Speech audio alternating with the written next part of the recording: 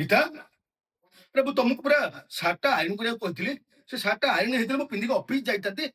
ଏ ଯାଏ ତମ ସାର୍ଟଟା ବି ଆଇରନ୍ କରିପାରିଲନି। ଛାଡ ଛାଡ ଛାଡ, ତମ ଦ୍ୱାରା ନା କିଛି ହବନି।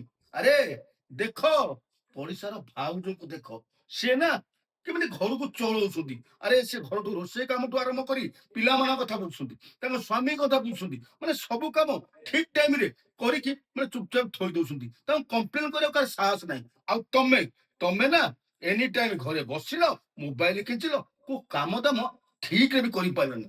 ଆରେ ଦେଖ, ଶିଖ ଟିକେ, ପଡିଶାର ଭାଉଜଠୁ ଟିକେ ଭଲସେ ଶିଖ। ଆରେ ଟିକେ ଶୁଣ, ମୁଁ କଣ ଭୁଲ କରିଛି ମତେ କୁହ। ଇଏ କଣ କଲା ସିଏ କଣ କଲା ମତେ କହିବାର ଏଇଟା ଜରୁରୀ ନୁହଁ। ଯଦି କହିବି ତାଙ୍କ ସ୍ୱାମୀ ଯାହା କରୁଛନ୍ତି ତମେ ସେୟା କରୁଛ କି? ତାଙ୍କ ସ୍ୱାମୀ ଲକ୍ଷେ ଟଙ୍କା ଦରମା ପାଉଛନ୍ତି, ତମେ ଲକ୍ଷେ ଟଙ୍କା ଦରମା ପାଉଛ କି? କେବେ ଏଇ କଥା କହିଛି? ମୁଁ ତମକୁ କେବେ କହିଛି ସିଏ ଏମିତି ଶାଢୀ ପିନ୍ଧିଲା, ସିଏ ସେମିତି ଶାଢୀ ପିନ୍ଧିଲା? ମୁଁ କେବେ ତମକୁ ମାଗିଛି କି?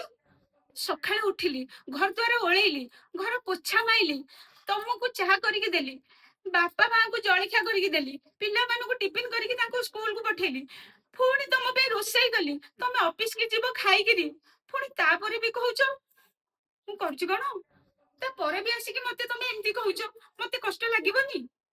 ଆରେ ମୋର ଭୁଲ ଅଛି ମତେ କହିବ। ୟା କଥା ତା କଥା ଆସିକି ଗୋଟେ ନାରୀ କି କହିଲେ ତା ମନରେ କଷ୍ଟ ଆସିବନି? ତାକୁ କଷ୍ଟ ହବନି? ଆଉ ତାପରେ ତା ସ୍ୱାମୀ ଆସିକି ଯେବେ କହିଥାଏ ନା, ତାକୁ ବେଶୀ କଷ୍ଟ ହୋଇଥାଏ। ସରି, ମୋର ଭୁଲ ହେଇଯାଇଛି। ଏମିତିଆ କଥା ନା ମୁଁ କେବେ ବି ତମକୁ କହିବିନି। ପ୍ଲିଜ, ମୋର ଭୁଲ ହେଇଯାଇଛି, ମତେ କ୍ଷମା କରିଯାଏ ଏଥରଟା। ଆଉ କେବେ ବି ଏମିତିଆ କଥା କହିବିନି।